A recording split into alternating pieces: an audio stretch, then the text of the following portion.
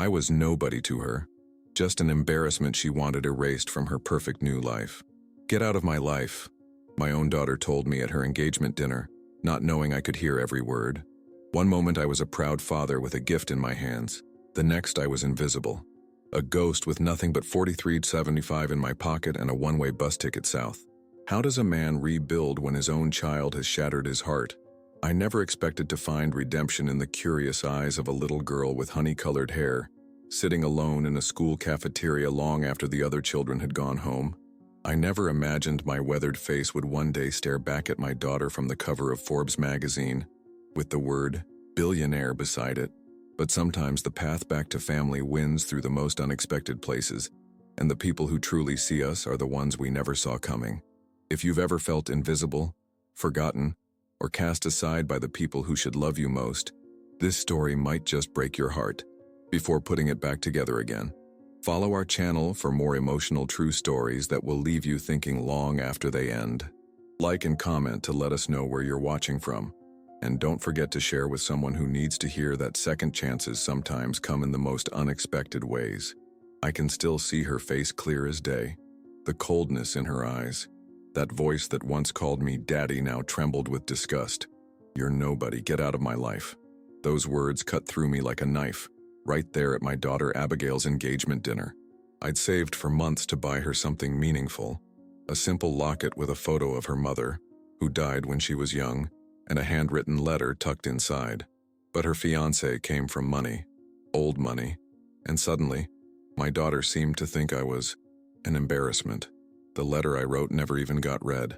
Her fiancé's father gave me that condescending smile wealthy folks reserve for people like me. Without saying a word, he was already removing me from the picture. That's when I overheard Abigail say, not realizing I was within earshot, "He's not going to ruin this moment. He shouldn't even be here." I stood frozen in the hallway, the small gift box clutched in my weathered hands. 35 years of raising her alone, working double shifts at the factory, sitting through every dance recital, every parent-teacher conference, all erased in a single sentence.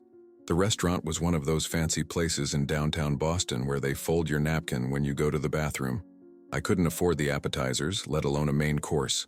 Abigail's future in-laws, the Madsons, had insisted on hosting. They owned half the real estate in Massachusetts, or so it seemed. I remember how she looked that night, her mother's auburn hair swept up elegantly, wearing a dress that probably cost more than my monthly rent. When she introduced me earlier, she'd said, "This is James," not, "This is my father." I noticed, but I swallowed the hurt. I always did. After overhearing her words, I slipped away from the private dining room. Nobody noticed. I walked out into the crisp autumn air, my chest so tight I could barely breathe. For a moment I just stood there watching my breath form clouds in the October chill. The server who'd been kind to me earlier, the only one who called me sir instead of looking through me, spotted me from the entrance. "Sir, is everything okay? The dessert is about to be served." I nodded, forced a smile. "Tell my daughter I wasn't feeling well. Better that way." His eyes softened with understanding. He knew. Servers always know when someone doesn't belong. I walked for hours that night, my worn shoes scraping against the cobblestone streets of Boston, past the glittering high-rises where people like the Madsons lived, past the public garden where I used to push Abigail on the swings, down to the harbor where her mother and I once dreamed of owning a little sailboat someday. In my pocket, I had exactly $43.75, my threadbare jacket, and a shattered sense of self. Everything I'd built my identity around, being Abigail's father, had crumbled in an instant. At the bus station, I stared at the departure board. I had enough for a one-way ticket south, Charleston, South Carolina. I'd never been there, but I'd heard it was warm. And warm sounded good for these old bones that suddenly felt ancient. The ticket clerk barely looked up as I slid my money across the counter. "One way?" "Yeah," I said. "One way." I had no plan, no contacts, just a desperate need to be anywhere but here, where I was apparently nothing more than an inconvenience to the only family I had left. As the bus pulled away from Boston, I watched the skyline disappear. I thought about calling Abigail, telling her I was leaving, but what was there to say? She'd made her choice. I was nobody to her now, just a remnant of a life she was eager to leave behind. The locket with her mother's picture was still in my pocket. I'd planned to tell her how proud her mother would be, how beautiful she looked, how much I loved her. Instead, I sat in the back of that Greyhound bus, a 62-year-old man with nothing but the clothes on his back and a lifetime of memories that suddenly felt like they belonged to someone else. Little did I know that this ending was actually a beginning, that sometimes you have to lose everything to find what you never knew you needed. That fate had a strange way of bringing things full circle. And I certainly had no idea that one day my face would be the one staring back at my daughter from the cover of Forbes magazine, with the word billionaire printed beside it. Or that the greatest love story of my life would come from the most unexpected place. But that's getting ahead of myself. First, I had to survive being nobody. Life in Charleston wasn't exactly what I'd expected. The humid southern air clung to my skin like a damp cloth as I wandered the streets those first few days, sleeping on benches when no one was looking. My Boston accent stuck out like a sore thumb, earning me curious glances from locals who could tell I wasn't from around here just from my pak the ka pronunciation.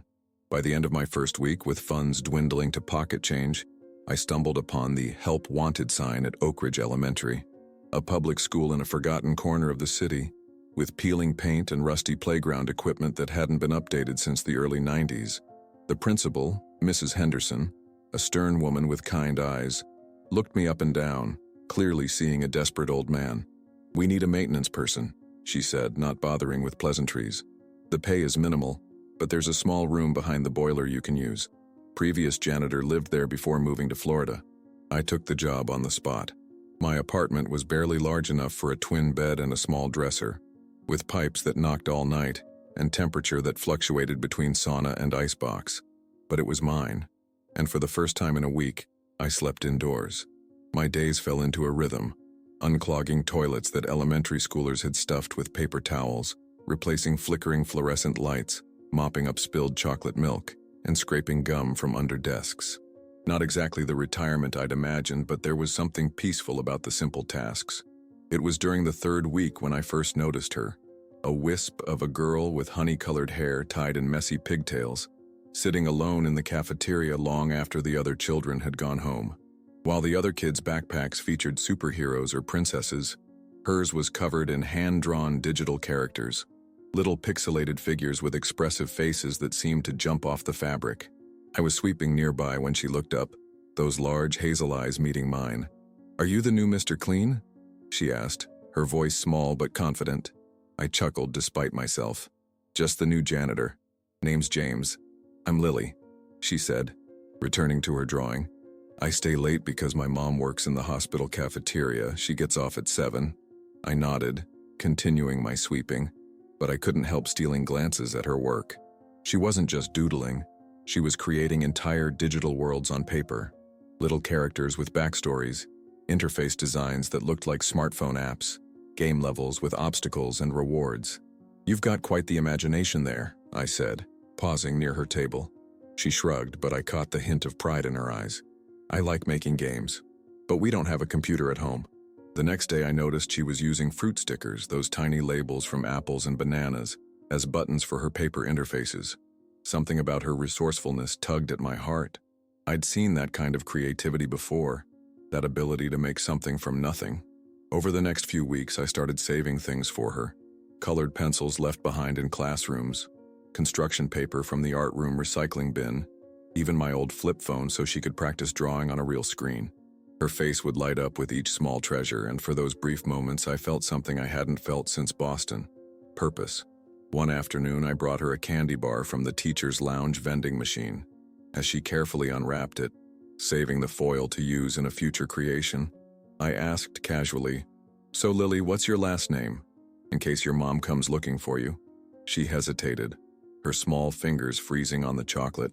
"Madsen," she said finally, "but I don't like using it." "Why's that?" I asked, though something cold had already begun to spread through my chest. "It's my dad's name." Her voice dropped to a whisper. "He left before I was born. Mom says he doesn't even know about me." I gripped the broom handle so tight my knuckles turned white. Madsen, the same last name as my daughter's fiancé, now husband presumably. Could it be? Charleston was hundreds of miles from Boston, but coincidences this precise don't just happen.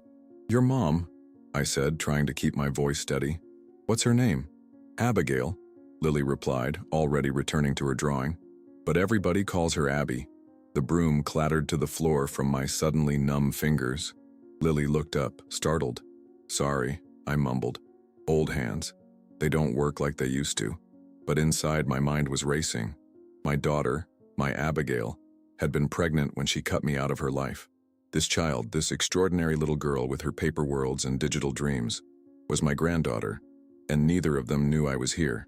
As Lily continued drawing, occasionally glancing up at me with curious eyes, I made a decision. I wouldn't tell her. Not yet. Maybe not ever. The last thing I wanted was to disrupt her life the way mine had been disrupted. But I would be here, in whatever capacity she needed. A friendly janitor, a provider of colored pencils, a secret grandfather hiding in plain sight. And for the first time since leaving Boston, I felt the faintest flicker of something that felt dangerously like hope. Even without revealing who I really was, I found myself becoming more and more invested in Lily's talent. There's something about watching a child discover their gift that fills you with a sense of purpose, a reason to wake up each morning. For an old man who'd lost everything, those afternoons in the cafeteria became the highlight of my days. One Friday evening, while cleaning out the school's storage closet, I discovered an old tablet, probably forgotten by a teacher who had since upgraded. The screen was cracked in one corner and the battery barely held a charge, but when I plugged it in and powered it up, it still worked. Mrs. Henderson said I could have it if I wanted. They'd been meaning to recycle it anyway. That weekend, I spent hours in my tiny boiler room apartment, hunched over the device watching tutorial videos at the public library on how to reset it and install free design apps. My fingers, calloused from decades of factory work and now from pushing mops and turning wrenches, struggled with the delicate touchscreen. But I persisted, thinking of Lily's face when I would hand it to her. Monday couldn't come fast enough. When I finally placed the tablet in her small hands, her eyes widened to the size of saucers. "Is this for me?" she whispered, as if afraid speaking too loudly might make it disappear. "Just an old thing nobody wanted," I said with a shrug, trying to downplay my excitement. "Thought you might use it for your drawings." She ran her fingers over the screen with reverence. Mom could never afford. Her voice trailed off, and then she looked up at me with those hazel eyes. My daughter's eyes. "Thank you, Mr. James." I showed her how to use the simple design apps I'd installed. She caught on so quickly it took my breath away. Within days, her paper drawings transformed into digital creations, vibrant, intuitive games where characters jumped and spun through colorful landscapes. She created narratives, backstories, entire worlds contained in that cracked tablet screen. One day she showed me her latest creation, a game where the main character was an elderly janitor who discovered magical cleaning supplies that could erase sadness from children's hearts. The janitor character had white hair and wore a blue uniform exactly like mine. "That's the hero?" I asked, my voice catching slightly. "Yeah," she said, focused on adding details to the character. "He seems old and invisible to everyone, but he's actually the most important person in the whole school." I excused myself and locked the janitor's closet door behind me, sliding down against the wall as silent tears streamed down my face. In that moment, I understood what it meant to be truly seen.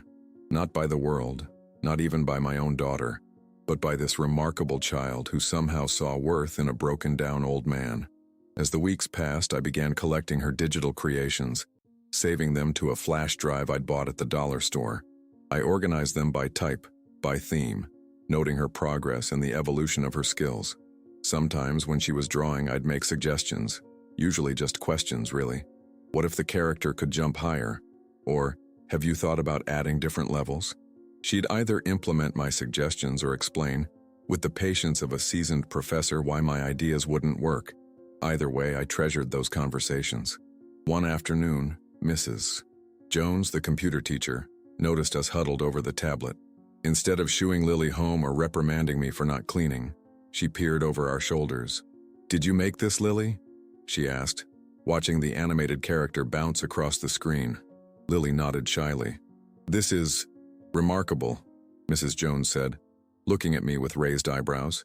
"You know, there's a statewide technology competition for elementary students next month. The deadline for entry is this Friday." Lily immediately shook her head. "I can't. We don't have a computer at home and Mom works all the time. Plus you need an adult sponsor and..." "I'll sponsor you," I said, the words tumbling out before I could stop them. "And you can use the tablet. I'll make sure it's charged." Mrs. Jones smiled. "Well, that settles it. I'll get you the paperwork tomorrow." After she left, Lily looked at me with uncertainty clouding her eyes. Why would you do that for me? I couldn't tell her the truth, that seeing her succeed filled a hole in my heart that had been empty since her mother shut me out, that her talent reminded me of Abigail at that age, determined and creative, that I was desperate for some connection, however tenuous, to the family I'd lost. Instead, I just shrugged.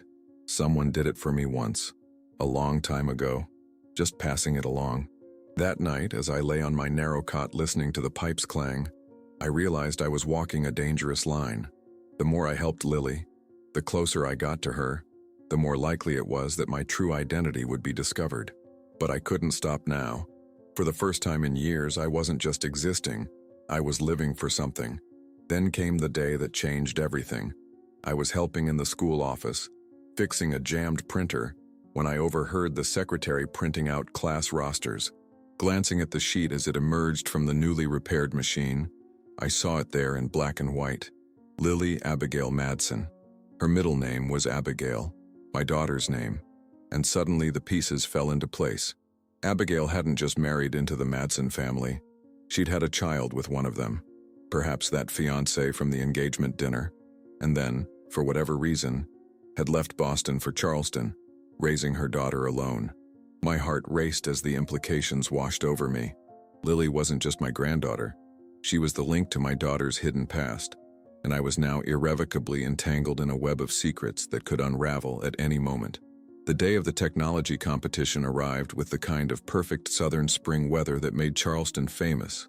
Azaleas blooming everywhere, a gentle breeze carrying the scent of magnolias, and sunshine that warmed without scorching.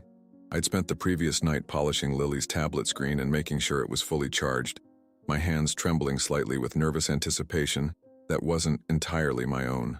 I wore my only decent outfit, khaki pants with just one small coffee stain near the knee and a button-up shirt I'd found at the Goodwill. Mrs. Henderson had given me the day off, with a knowing smile that suggested she understood this was more than just a school janitor supporting a student. "You clean up nice, mister." "James," she said when I met Lily at the school entrance. We were taking the bus to the convention center downtown where the competition was being held. I'd saved up my meager salary for weeks to afford the transportation and a small lunch for us both. Lily clutched her tablet to her chest like a shield. She'd barely slept, she told me, too excited and terrified to close her eyes. Her game, now titled The Invisible Hero, had evolved into something truly special. The janitor character could collect memories from around the school and use them to help students overcome obstacles. It was surprisingly deep for an 8-year-old's creation, with themes of empathy and hidden value that made my chest tighten whenever I watched her play it. "What if nobody likes it?" she whispered as we boarded the bus. I bent down to her level, my old knees protesting. "Lily, you've created something from nothing but your imagination. That's already winning, no matter what happens today." The convention center was packed with children and parents from across the state. Most kids had fancy laptops and professional-looking displays. Many had parents in business attire, eagerly networking and boasting about their children's accomplishments. Beside them, our little team, an elderly janitor and a girl with a cracked tablet, must have looked like we'd wandered into the wrong building. But Lily held her head high as we checked in and found our assigned table. I helped her set up the simple display we'd made from poster board and printouts from the school library. While other tables had professionally printed banners and multiple screens, we had hand-drawn illustrations and a single tablet. "Mr. James?" Lily tugged at my sleeve, her voice small. "Everyone else has their parents here." I swallowed hard. "Your mom had to work, honey, but I'm here."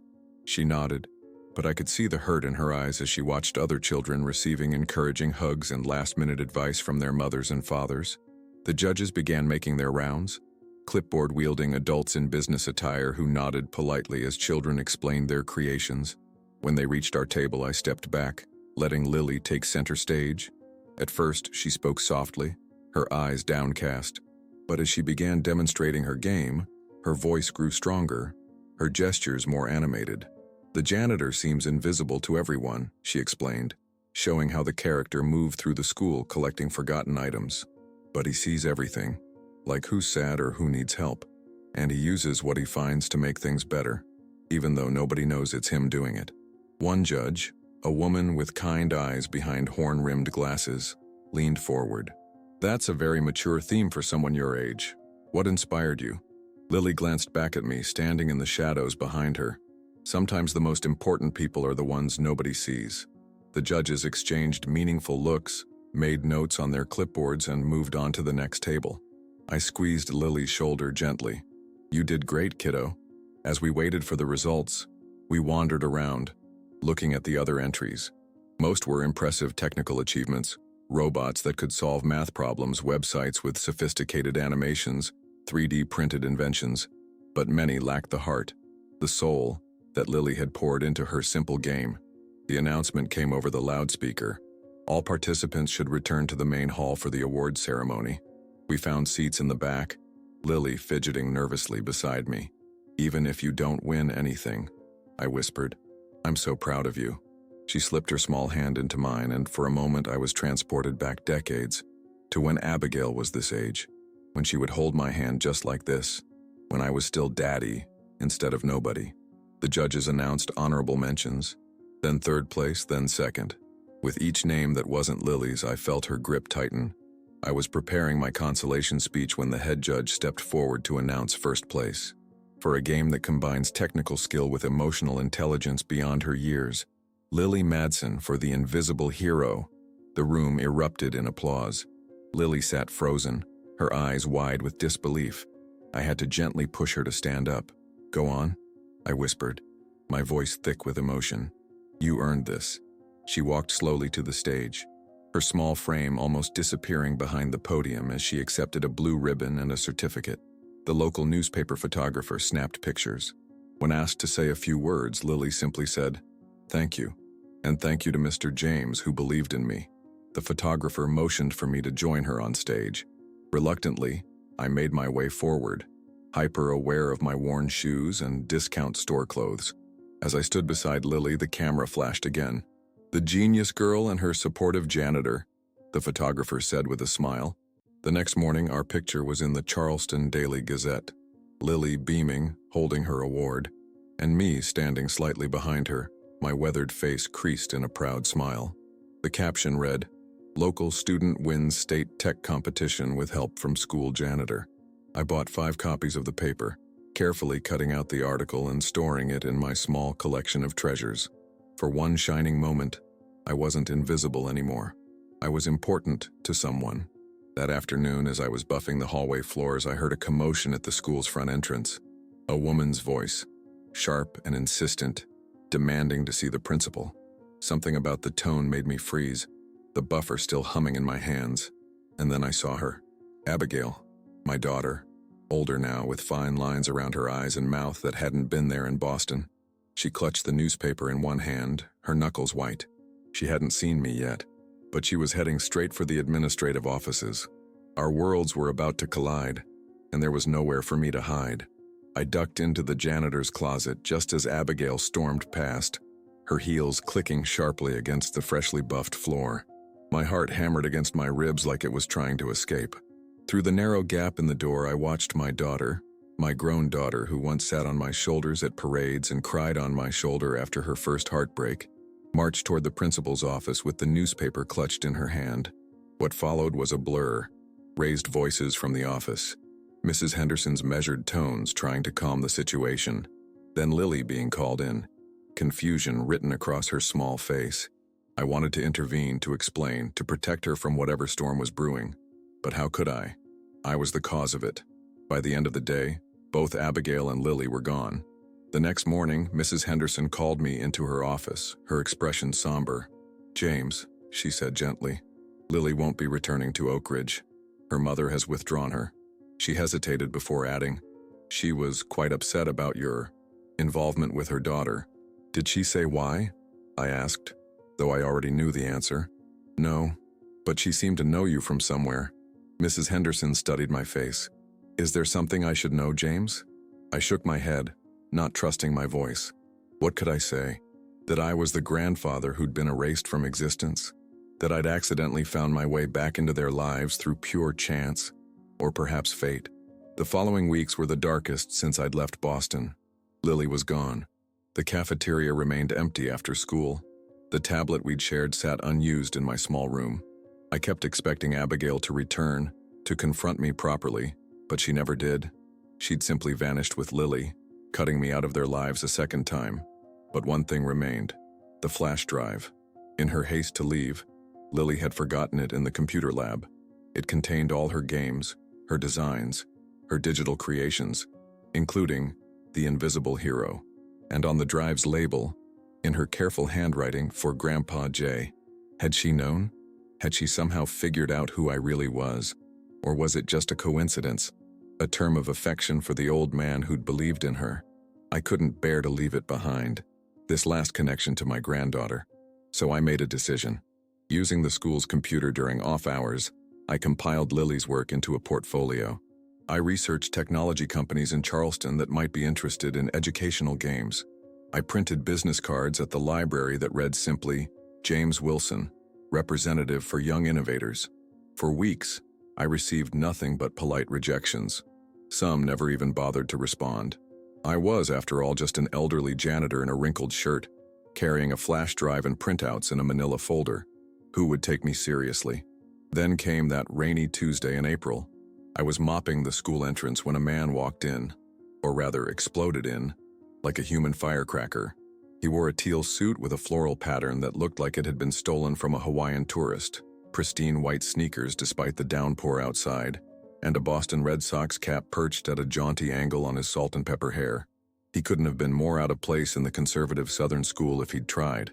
Is this where the magic happens? He boomed, water dripping from his umbrella onto my freshly mopped floor. I'm looking for a Mr. James Wilson. I blinked, mop still in hand. That's me. He looked me up and down, taking in my janitor's uniform with no change in his enthusiastic expression. Harold Quinn, he said, extending a manicured hand. Founder of Kid Tech Ventures. I heard through the grapevine about a remarkable little game developer and her unconventional representative.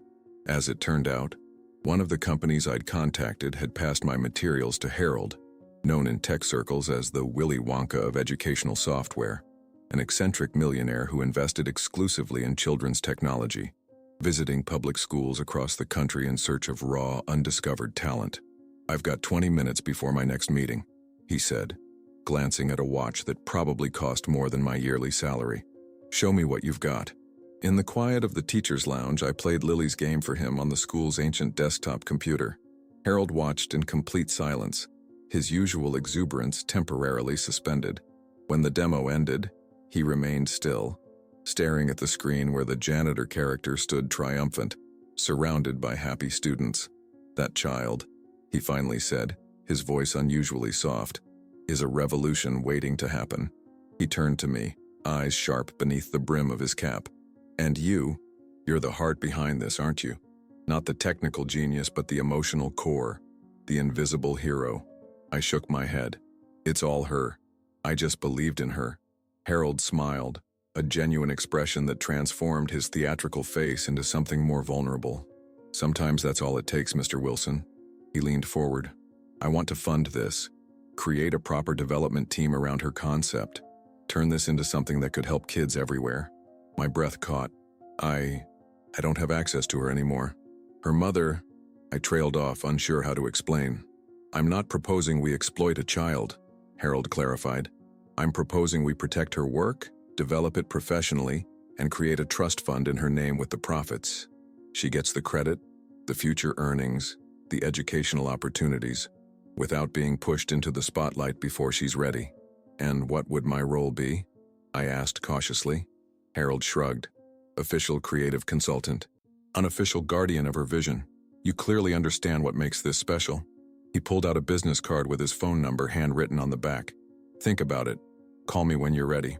That night, in my small room behind the boiler, I stared at his card for hours. This could be Lily's future. Financial security, recognition for her talent, doors opened that might otherwise remain closed. But it would all happen without her knowledge, orchestrated by the grandfather she'd never really known. Was I overstepping? Probably. Was I doing it for her benefit or mine? I honestly wasn't sure anymore. But the next morning, I called Harold. "There's one condition," I said before he could launch into his usual enthusiasm. "She can never know it came from me. Not until she's old enough to understand." "Mysterious benefactor angle," Harold mused. "I like it. Very Dickensian." And just like that, I became part owner of a startup built around my granddaughter's imagination. Within months, Invisible Hero was being developed by a small team in Charleston, with me providing input on what Lily would want, how she would approach each decision. Harold's connections in Silicon Valley opened doors I never knew existed. Then came the day that changed everything. Harold called me at the school, his voice vibrating with excitement. "James, we're going to be in Forbes, the unlikely innovation issue. They want both of us for the cover, the eccentric investor and the janitor genius. It's perfect." My blood ran cold. "Harold, I can't." "Too late. Photographers booked for next Tuesday. Wear something that isn't a uniform, would you?" He hung up before I could protest further. And that's how my face, my ordinary, weathered, supposedly invisible face, ended up on the cover of Forbes magazine with the headline, "The Custodian and the Kingmaker. How an Unlikely Duo is Revolutionizing Children's EdTech." It was only a matter of time before Abigail saw it, before my carefully constructed anonymity came crashing down, before I had to face the daughter who had once told me she never wanted to see my face again, only to find it staring back at her from a newsstand, labeled as the newest technology visionary. The Forbes issue hit newsstands on a Tuesday. By Thursday morning, the receptionist at our modest startup office, we'd moved from Harold's initial co-working space to a renovated textile mill on the outskirts of Charleston, buzzed my extension. "Mr. Wilson, there's a woman here to see you. She doesn't have an appointment, but she's insistent." Something in her tone made my stomach clench. Did she give a name? A pause. Abigail Madsen. The world seemed to tilt slightly on its axis. I'd known this confrontation was inevitable from the moment Harold had gleefully shown me the magazine cover. My weathered face beside his flamboyant one, both of us looking like unlikely revolutionaries in the technology space. The article detailed our unusual partnership and the phenomenal early success of Invisible Hero, which had been downloaded over 100,000 times in its first month. "Send her up," I said, my voice remarkably steady despite the earthquake happening inside me. I stood by the window of my small office watching sailboats drift across Charleston Harbor in the distance. The space was simple. Harold had offered me something much grander, but I'd declined. Old habits die hard, and ostentation had never been my style. The most expensive thing in the room was the state-of-the-art computer system Harold had insisted upon, claiming he couldn't have his business partner working on an abacus. The knock, when it came, was sharp and authoritative, just like her mother's had been. "Come in," I said, not turning around immediately. I needed those few extra seconds to compose myself. The door opened, and the familiar scent of her perfume, something with vanilla notes that she'd worn since college, wafted in before she did. I finally turned. Abigail stood in the doorway, elegant as always in a navy blue pantsuit that spoke of careful selection rather than extravagant spending. Her auburn hair was pulled back in a sophisticated twist, but a few strands had escaped, framing a face that showed the strain of the past few months. She looked both exactly as I remembered and like a complete stranger. "Hello, Abigail," I said quietly. She closed the door behind her with deliberate care, as if afraid a slam would shatter her composure. "You've been busy," she said. Her voice clipped. She tossed a copy of Forbes onto my desk, the glossy cover catching the sunlight streaming through the window. "Billionaire tech innovator. Quite a step up from factory worker." "I'm not a billionaire," I corrected gently. "The company is valued at that. Most of the profits go into a trust for Lily." At the mention of her daughter's name, Abigail's carefully controlled expression faltered. "How dare you?" she whispered, her voice trembling with suppressed rage. "How dare you insert yourself into my daughter's life? Was Boston not enough? Did you need to follow me across the country to ruin things here too?" The unfairness of the accusation stung like a physical blow. "I didn't follow you, Abigail. I had no idea you were in Charleston. It was coincidence. Or fate. I don't know." "Fate," she repeated, the word dripping with disdain. "So fate made you befriend my 8-year-old daughter without telling me who you were? Fate made you steal her ideas and turn them into this?" She gestured around the office. I took a deep breath, fighting to keep my voice level. "I didn't steal anything. Everything, every penny, every credit, goes to Lily. I'm just the steward. You manipulated her, Abigail insisted, but I could hear the uncertainty creeping into her accusation. You used her to get back at me. Is that really what you think of me? I asked quietly. After all these years, is that who you believe I am? She looked away, her jaw tight. I don't know who you are anymore. I'm the same person I've always been, I said. The same father who worked double shifts to pay for your dance lessons. Who drove you to college in that beat-up Chevy with all your belongings crammed in the back? Who sat alone at your engagement dinner because you were embarrassed by my second-hand suit? Her eyes snapped back to mine, a flash of something, guilt, recognition, crossing her face before she masked it. That was different. You were trying to hold me back. Richard's family offered me opportunities, and I was happy for you, I interrupted, surprising us both with the force in my voice. I never once begrudged you moving up in the world. I just wanted to be part of it, to still be your father, even if I didn't fit the picture anymore. She was silent for a long moment, her fingers tracing the edge of my desk. When she spoke again, her voice was quieter.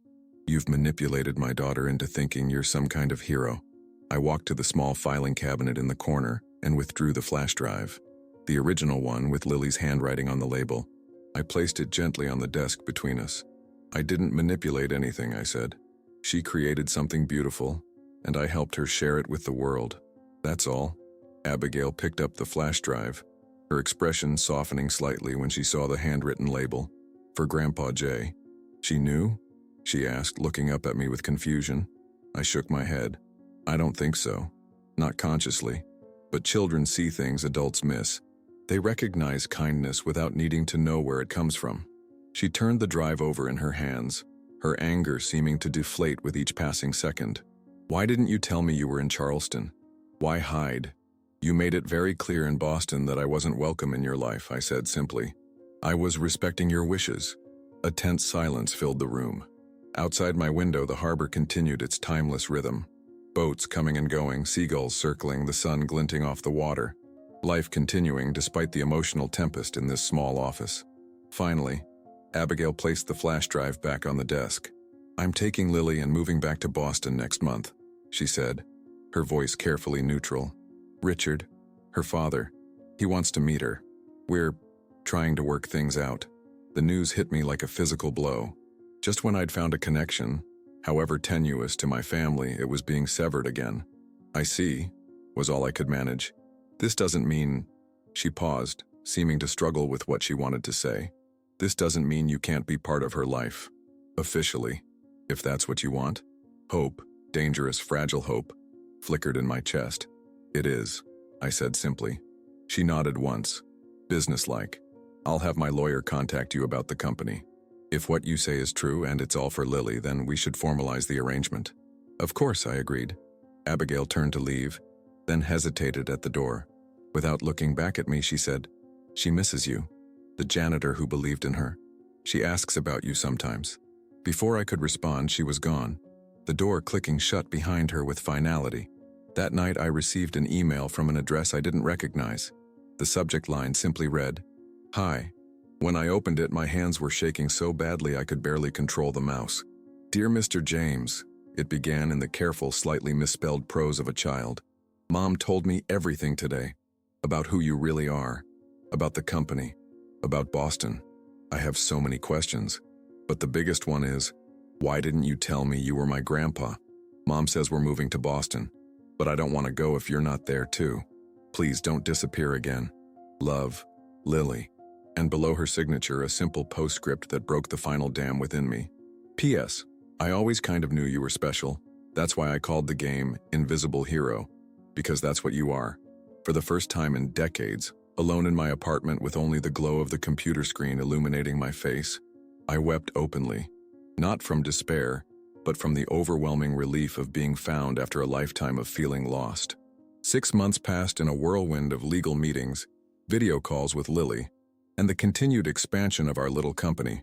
Harold had insisted on naming it Invisible Hero Studios, despite my protests that it was too on the nose. The original game had spawned 2 sequels, each more successful than the last, and we'd expanded into educational apps for children with learning disabilities. something Lily had suggested during one of our weekly Zoom sessions. I remained in Charleston while Abigail and Lily settled back into Boston. The arrangement was fragile but functional. I was officially acknowledged as Lily's grandfather and the co-founder of the company that had grown from her imagination. Richard Madsen, Lily's father, Abigail's once fiancé and now tentatively reconciled partner, was surprisingly supportive. He'd matured since their tumultuous early relationship, built his own business separate from his family's fortune, and seemed genuinely interested in building bridges rather than walls. Our uneasy peace was tested when Harold burst into my office one morning, waving a formal invitation like it was a winning lottery ticket. "We've been nominated," he exclaimed, his voice reverberating off the walls of my modest office. Today's outfit was a purple velvet suit that made him look like a modern Willy Wonka. The National Educational Technology Award. It's the Oscar of the EdTech world, James. I took the embossed card from his hand, scanning the formal language. Indeed, Invisible Hero Studios was nominated for Most Innovative Educational Platform for our work with special needs students. "The ceremony's in Boston next month," Harold continued, practically bouncing on his toes. "Black tie, red carpet, the works. All the major tech publications will be there." My stomach tightened. "I don't do well at those sorts of things, Harold. You should go. Represent the company." He stopped bouncing, his expression shifting to one of concern. "James, you're the heart and soul of this operation. I'm just the wallet and the loud mouth." He studied my face. "This is about Abigail, isn't it? Things still rocky?" I sighed, setting the invitation down on my desk. "Things are complicated. We're civil. We coexist. But being in the same room together for an entire evening with cameras and publicity," Harold's eyes suddenly lit up with the dangerous gleam I'd come to recognize as a sign he was hatching a plan. "What if you weren't there, but you were still there?" "I have no idea what that means," I admitted. "Lily could accept the award. She's the original creator, after all. It would make a great story. Child genius honored for the empire that grew from her imagination." Harold was back to pacing excitedly. "The press would eat it up, and you wouldn't have to be physically present, avoiding any awkwardness with Abigail." The idea had merit. Lily, now 12, was articulate and poised beyond her years. She'd been doing limited press interviews about her role as the company's Chief Inspiration Officer, a title she found both hilarious and prestigious. "I'll need to run it by Abigail," I said cautiously. To my surprise, she agreed immediately. "Lily would love it," she said during our next conference call. "She's been talking about wanting a more public role anyway, and it would be good for her confidence." So it was decided.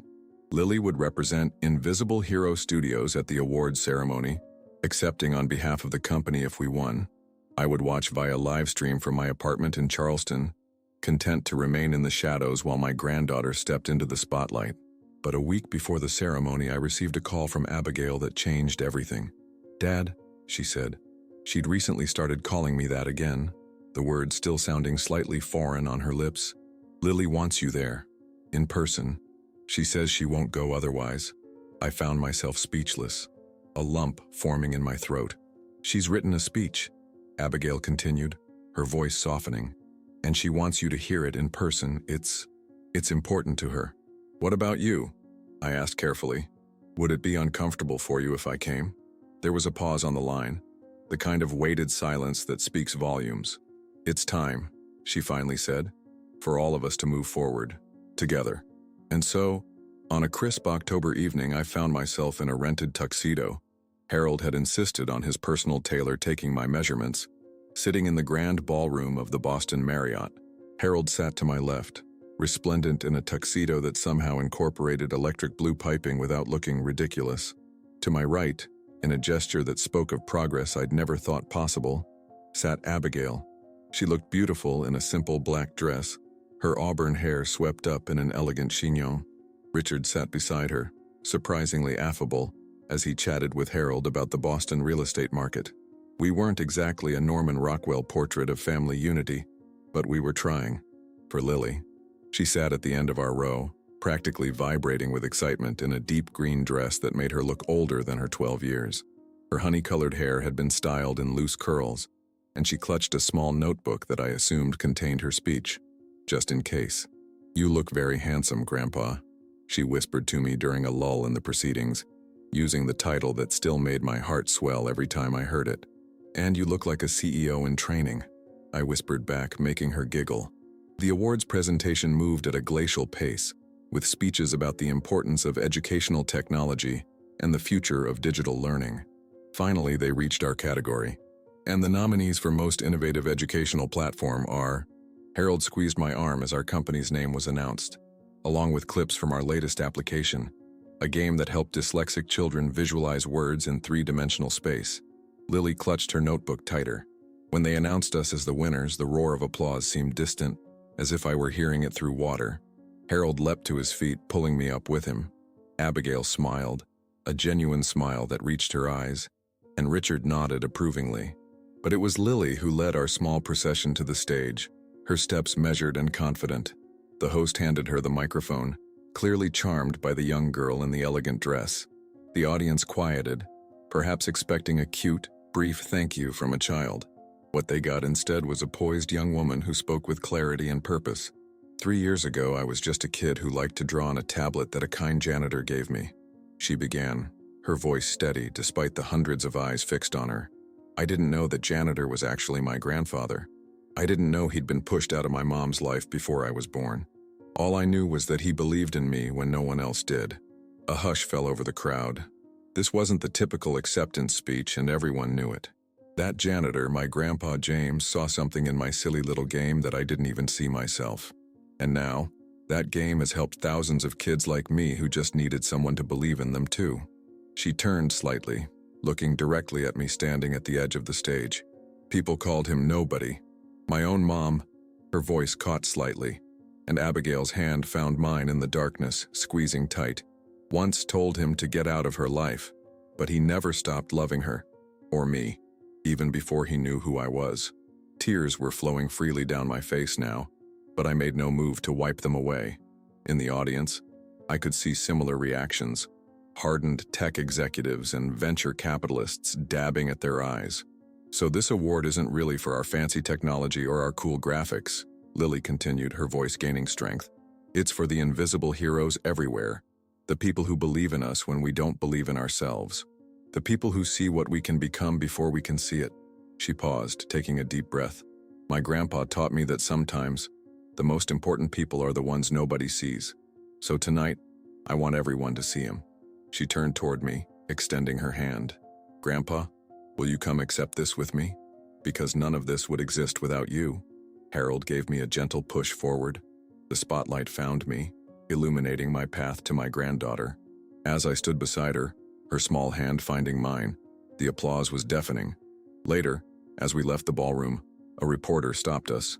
"Mr. Wilson, how does it feel to go from janitor to award-winning tech innovator?" Before I could answer, Abigail stepped forward. Her eyes were shining with unshed tears, but her voice was clear and strong. "My father was never just a janitor," she said. "He was always the man who saw potential in others before they saw it themselves." I just forgot that for a while. The camera captured the moment. Abigail's arm linked through mine, Lily beaming between us, Harold and Richard flanking our small family unit. It wasn't perfect. We still had wounds that were healing, conversations that needed to happen. But for the first time in years, I wasn't invisible anymore. I was seen. I was valued. I was home. It's been 5 years since that night at the awards ceremony. So much has changed, yet some things remain beautifully constant, like the view from my front porch. The small cottage I purchased sits on a quiet stretch of coastline just outside of Rockport, Massachusetts, close enough to Boston that Lily can visit regularly, but far enough away that I can hear the waves instead of traffic. The morning fog is just lifting as I sit in my favorite wicker chair, a steaming mug of coffee warming my hands against the early autumn chill. The cottage isn't fancy. 2 bedrooms, a modest kitchen, walls lined with bookshelves, but it's more than I ever thought I'd have in those dark days after leaving Boston the first time. I didn't become a billionaire, despite what the Forbes cover suggested. Harold and I structured the company so that the majority of profits went into a trust for Lily's education and future, with a substantial portion dedicated to providing our educational technology to underfunded schools. I took just enough to live comfortably, this cottage, a reliable car, and the freedom to never worry about keeping the lights on again. The real wealth, though, is in moments like yesterday.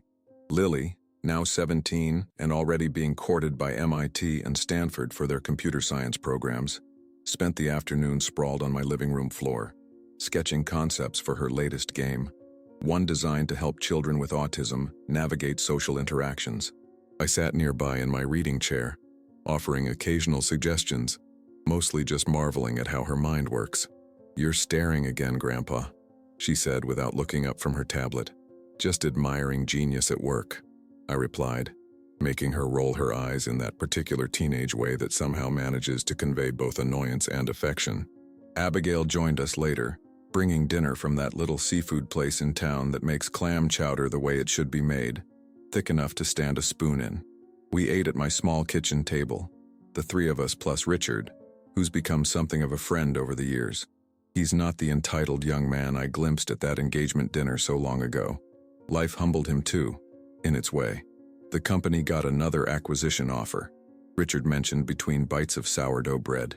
He handles much of the business side now, his Harvard MBA finally being put to good use. Bigger than the last one. And? I asked, though I already knew the answer. He smiled. And Lily told them to take a hike, in slightly more professional terms. Lily shrugged, reaching for more chowder. They wanted to water down the accessibility features to cut costs. Not happening. I felt that familiar swell of pride. The company, now officially renamed for Grandpa J after Lily's original flash drive label, has become one of the leading educational technology firms in the country. We could have sold it many times over for amounts that still make my head spin, but Lily has remained steadfast. This isn't just a business, it's a mission. After dinner, as Richard and Abigail washed dishes, still a strange sight to my old eyes, Richard Madsen with dish soap up to his elbows, Lily led me out to the porch. We sat in comfortable silence for a while, watching the distant lighthouse beam sweep across the darkening water. "I've been thinking about Charleston," she said finally. "Oh?" I kept my tone neutral, though the mention of that city still brings a complex mix of emotions, pain and discovery, loss and unexpected gifts. "I want to start a foundation," she continued, her voice taking on that determined quality I've come to recognize as her "I've already decided this" tone, for schools like Oak Ridge, to give tablets and training to janitors and cafeteria workers and bus drivers, the invisible heroes who see kids when no one else does. I swallowed hard against the sudden tightness in my throat. "That sounds like a worthy cause." She turned to face me, her expression earnest in the fading light. "I want to call it the James Wilson Foundation." "Lily," I started to protest, but she held up her hand. I know. You don't want recognition. You'd rather stay behind the scenes." Her smile was gentle but firm. "But some stories need to be told, Grandpa. Some names need to be remembered." How could I argue with that logic? My own, reflected back at me through her. This morning, as I sip my coffee and watch the sunrise paint the Atlantic in shades of gold and pink, I think about the strange, winding path that brought me here. From factory worker to janitor to tech executive. From father to outcast to grandfather. From invisible to seen. Abigail visits often now. Our relationship has healed in ways I never thought possible. We still have moments of awkwardness, old patterns that threaten to resurface, but we're learning a new language together, one of forgiveness and second chances. Last Christmas, she gave me a gift I'll treasure forever, a leather-bound journal with a simple inscription, "For all the stories you still have to tell." Inside was a photograph I'd never seen before. Abigail as a child, maybe 6 years old, sitting on my shoulders at a county fair, both of us laughing at something long forgotten. "I found it in a box of Mom's things," she explained quietly. I'd forgotten how much we used to laugh together. The journal now sits on my bedside table. I've been filling it with memories, advice, reflections, all the things I wish I'd told her over the years we lost, all the things I want Lily to know someday. The company continues to thrive, though Harold insists I only need to come to the office when I feel like it. "You've earned your sea-gazing time," he declared on his last visit, still dressing like he's auditioning for a role as an eccentric billionaire, though now his hair is fully silver. My Forbes cover hangs in a simple frame in my study, not out of vanity, but as a reminder. Next to it is the original newspaper clipping from Charleston, showing a janitor and a little girl with a technology award. Beginnings and middles, all part of a story I never could have written for myself. I hear the crunch of tires on gravel, and my heart lifts. Sunday means Lily is coming for our weekly chess match. She beats me consistently now, and to raid my bookshelves for the novels I recommend. Sometimes Abigail and Richard join us. Sometimes it's just the two of us, grandfather and granddaughter, connected by something deeper than blood, by recognition of each other's souls. As I rise to greet her, I catch my reflection in the window glass. I'm older now, of course. The years have etched deeper lines around my eyes and mouth, but they're mostly smile lines, I notice, earned through joy rather than sorrow. I'm not invisible anymore. I'm not nobody. I'm just a man who learned that sometimes the most important things in life come to you only after you've lost everything else. That redemption often arrives in unexpected packages, like a little girl with honey-colored hair who sees value in the things others overlook. And if Abigail happens to be listening to this story someday, I want her to know one thing. Even during the darkest times, when you couldn't bear to look at me, I saw you. I always saw you. And deep down I always knew that someday you'd see me too. Because that's what love does. It waits, it persists, it believes. And sometimes, if you're very lucky, it comes full circle, bringing you back to the beginning, but with wiser eyes and a grateful heart. Sometimes life forces us to make impossible choices, to walk away with dignity, or to fight for relationships that seem beyond repair. I chose to start over, never expecting that fate would bring me full circle. What would you have done in my place? When the person you love most tells you to disappear, do you honor their wishes or find a way to remain present in their life?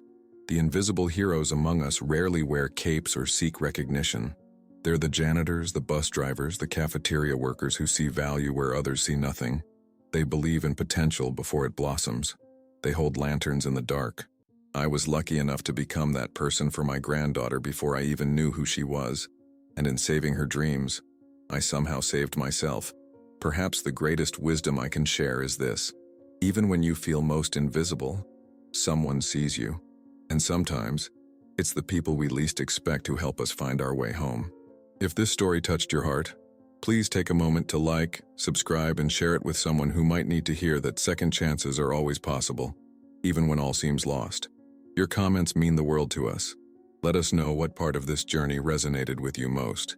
Until next time, remember that sometimes losing everything is just the beginning of finding what truly matters.